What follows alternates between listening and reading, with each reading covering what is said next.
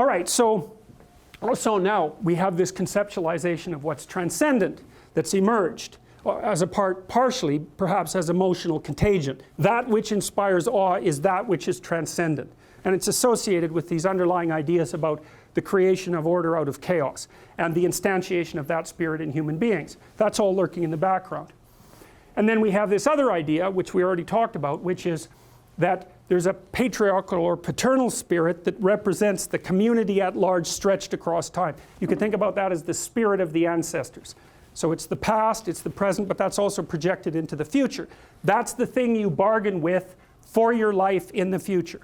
I'm going to sacrifice myself to get a degree. Why is that? Because the spirit of my culture will reward me in the future. That's the sacrifice. Okay, well, it took people, we were chimpanzees for God's sake. It took us a long time to figure this out. Chimpanzees don't sacrifice the present for the future. You know, you got to ask yourself, how long did it take human beings to figure out that there was a future? And then what to do about it? I mean, this isn't something, we didn't go from chimpanzee to fully articulated human being in one step. It was accreted knowledge that was extraordinarily painful. What did we learn from observation? Something like storing up goods for the future helps us live.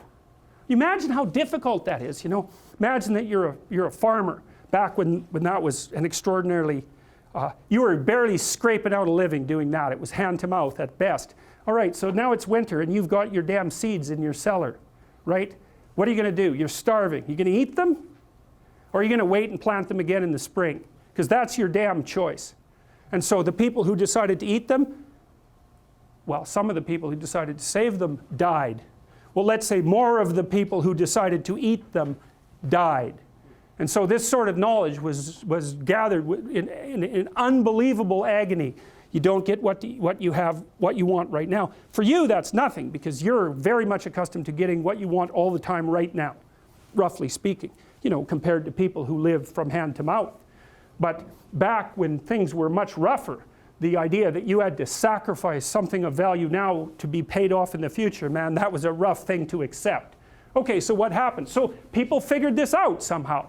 They figured out that you could make an offering of something you valued, and that might help set the world straight. How did they conceptualize that? Well, they conceptualized it ritually. They were acting it out to begin with.